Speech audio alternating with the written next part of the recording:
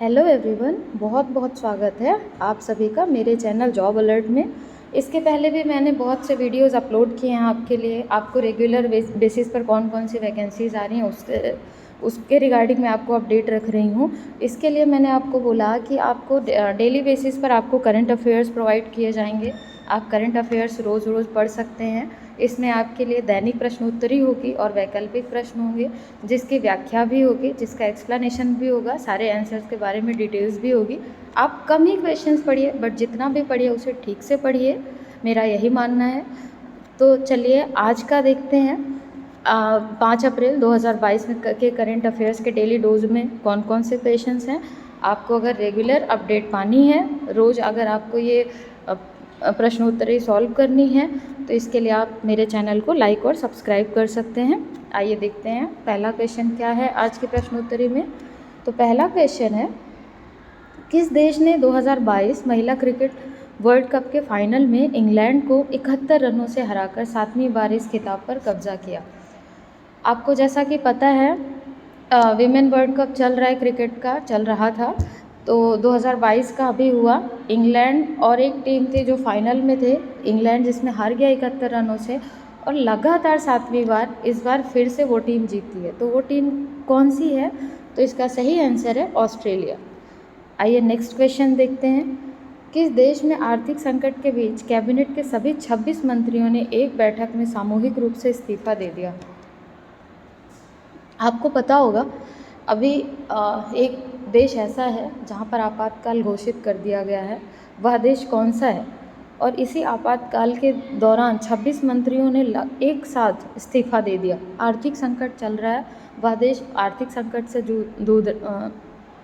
जूझ रहा है।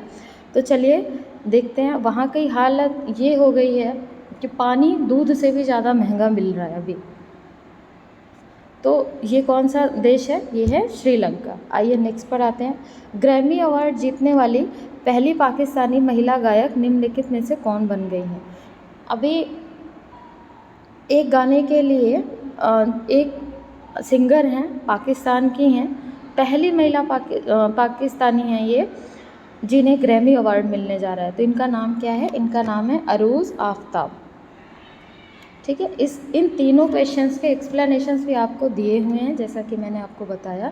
ये देखिए, पहले क्वेश्चन का एक्सप्लेनेशन इधर पूरा का लिखा हुआ है, पूरा का पूरा। फर्स्ट का सी था ऑस्ट्रेलिया, ये आप एक बार देख सकते हैं। दूसरे का था श्रीलंका, जैसे कि मैंने आपको बताया आर्थिक संकट से जूझ रहा है वो देश।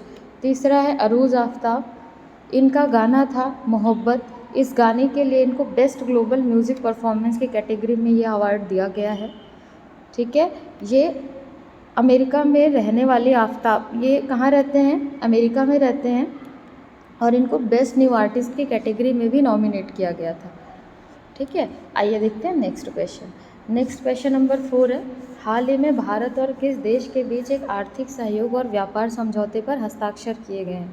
भारत और किस देश के बीच एक आर्थिक सहयोग और व्यापार समझौते पर हस्ताक्षर किए गए हैं? तो इसका सही आंसर आप बताइए। 4th क्वेश्चन का क्या होगा? नेपाल, ऑस्ट्रेलिया, चीन या पाकिस्तान?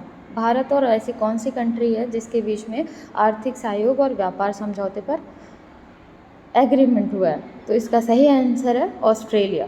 ठीक है, ये ऑस्ट्रेलिया है। इस आंसर का एक्सप्लेनेशन भी दिया हुआ है आगे। इसमें कितना हुआ है, इस समझौते के अंतर्गत क्या है? यहाँ द्विपक्षीय व्यापार को अगले 5 सालों में $27 बिलियन से 45 से 50 बिलियन डॉलर ले जाना है। अभी $27 बिलियन है, अभी फ्यूचर में कहाँ लेके जाना है? 45 से 50 बिलियन डॉलर तक।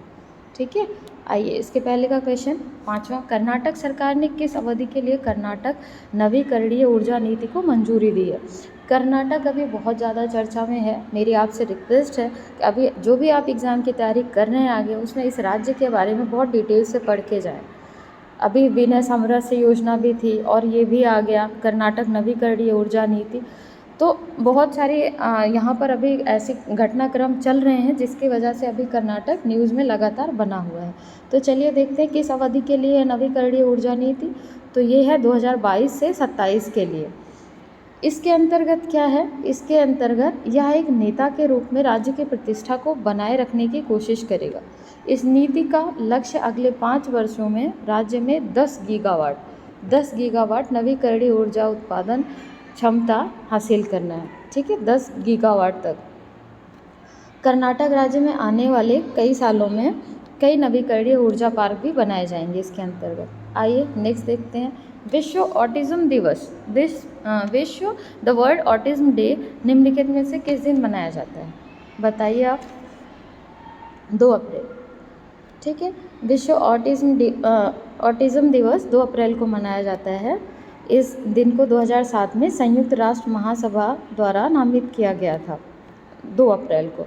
अंतर्राष्ट्रीय ऑटिज्म जागरूकता दिवस का उद्देश्य ऑटिज्म से ग्रस्त बच्चों तथा बड़ों के जीवन में सुधार हेतु कदम उठाना तथा उन्हें सार्थक जीवन व्यतीत करने में सहायता करना है।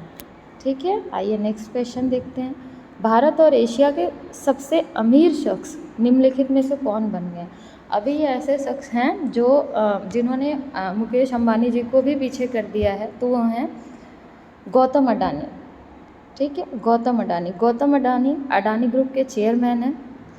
अभी ब्लूमबर्ग बिलियनियर्स इंडेक्स के मुताबिक अडानी की कुल जो वर्थ है, नेटवर्थ है इनकी, टोटल जो इनकी कमाई है दैट इज़ $100 बिलियन, इतनी ज़्यादा। इसके साथ ही वह दुनिया में 10वें सबसे अमीर व्यक्ति बन गए हैं। आइए नेक्स्ट देखते हैं। T20 मैच खेलने वाले 350 T20 मैच खेलने वाले दूसरे भारतीय खिलाड़ी निम्नलिखित में से कौन बन गए हैं जिनके 350 T20 मैचेस कंप्लीट हो गए हैं? तो इसका सही आंसर है महेंद्र सिंह धोनी। आइए उसके बाद और भी रैंकिंग देख सकते हैं आप। 336 मुकाबले खेले हैं सुरेश रैना जी ने, और जबकि 329 मैचों के साथ दिनेश कार्तिक चौथे स्थान पर मौजूद हैं। इसके पहले धोनी से आगे रोहित शर्मा का नाम है। ठीक है, आइए और देखते हैं आगे के क्वेश्चंस। ग्रैमी अवार्ड जीतने वाली पहली भारतीय महिला गायक कौन बन गई? आपको मैंने पहले भी बताया, अरूज आफ्ताब। अच्छा, नेक्स्ट में था हाल ही में भारत और किस देश ने संयुक्त रूप से आर्थिक सहयोग और व्यापार समझौते पर हस्ताक्षर किया? मैंने बताया आपको $27 बिलियन से 45 से $50 बिलियन तक कर देंगे अपने एग्रीमेंट में। ये हैं ऑस्ट्रेलिया। हाल ही में कर्नाटक सरकार ने किस अवधि के लिए नवीकरणीय ऊर्जा नीति को मंजूरी दी है? तो 2022 से 2027 तक के लिए। हाल ही में कौन सा भारतीय एशिया का सबसे अमीर व्यक्ति बन गया है? तो वो हैं गौतम अडानी, जैसा कि मैंने आपको पहले भी बताया। नेक्स्ट है 83वीं राष्ट्रीय टेबल टेनिस चैंपियनशिप 2022 का आयोजन किस राज्य में किया गया है? तो ये किया गया है मेघालय में। ठीक है, आइए अगला क्वेश्चन देखते हैं। थोड़ा सा अगर आप एक्सप्लेनेशन भी चाहते हैं इसके बारे में तो आप पढ़ लीजिएगा। आगे का देखते हैं। आइए, हाल ही में एन मारिया ने राष्ट्रीय भारोत्तोलन चैंपियनशिप में कौन सा पदक जीता? तो एन मारिया ने स्वर्ण पदक जीता है राष्ट्रीय भारोत्तोलन चैंपियनशिप में। उसके बाद है हाल ही में मियामी ओपन टेनिस 2022 का खिलाड़ी, मियामी ओपन टेनिस चैंपियनशिप किसने जीती 2022? तो इनका नाम है इगा स्वितेक। नेक्स्ट है हाल ही में जारी रिपोर्ट के अनुसार भारत का सबसे कम बेरोजगारी दर वाला राज्य कौन सा है? तो सबसे कम बेरोजगारी दर वाला राज्य है छत्तीसगढ़। छत्तीसगढ़ अभी इस वजह से बहुत चर्चा में रहा है, इसकी राजधानी है रायपुर। आइए देखते हैं नेक्स्ट क्वेश्चन। हाल ही में किस राज्य सरकार ने मुख्यमंत्री बागवानी बीमा योजना के लिए फसल बीमा पोर्टल लॉन्च किया है? तो ये है हरियाणा। ये योजना है क्या? इस योजना के तहत किसानों की फसलों में प्रतिकूल मौसम व प्राकृतिक आपदाओं के कारण से जो नुकसान होता है उसकी भरपाई की जाएगी। इसके जो उपायुक्त हैं श्री मुकुल कुमार जी, उन्होंने बताया कि 26 से 50% के बीच फसल नुकसान होने पर 50% की दर से सब्जियां व मसालों के लिए 15,000 रुपये मुआवजा व फलों के लिए 20,000 रुपये निर्धारित किया गया है। ठीक है, तो इस योजना में ऐसा है। नेक्स्ट क्वेश्चन है हाल ही में दुनिया के सबसे बड़े 100% इलेक्ट्रिक क्रूज जहाज यांगची रिवर श्री गोर्जेस ने अपनी पहली यात्रा पूरी की है। इस जहाज़ का निर्माण किस देश में किया गया है? तो चीन में किया गया है। खेलो इंडिया यूनिवर्सिटी गेम्स 2021 का आयोजन भारत के किस राज्य में किया गया? मैंने आपको बताया कर्नाटक अभी बहुत हाईलाइट में चल रहा है। तो 2021 का जो खेलो इंडिया यूनिवर्सिटी गेम्स हुआ वो कर्नाटका में ही आयोजित हुआ है। नेक्स्ट क्वेश्चन है, प्रधानमंत्री नरेंद्र मोदी द्वारा परीक्षा पे चर्चा कार्यक्रम का आयोजन कहाँ किया गया? तो तालकटोरा स्टेडियम में किया गया है, दिल्ली में। हाल ही में भारत के किस पड़ोसी देश ने आर्थिक संकट के चलते सार्वजनिक आपातकाल की घोषणा की है? तो वो है आपका श्रीलंका। ठीक है, श्रीलंका में मैंने बोला यहाँ पर पानी दूध से महंगा हो गया और दूध पेट्रोल से भी ज़्यादा महंगा हो गया है। इतना यहाँ की हालत ख़राब हो गई है कि जो शिक्षा विभाग है उसके पास कागज़ और स्याही भी ख़त्म हो गई है। परीक्षा जितनी भी एग्ज़ाम्स होने थे अनिश्चित काल के लिए टाल दिए गए हैं। यहाँ के कम से कम 2 करोड़ लोगों को काफ़ी लंबे समय तक बिजली की कटौती का सामना भी करना पड़ रहा है। हालात ये है कि 13 से 14 घंटे बिजली काटी जा रही है लगातार।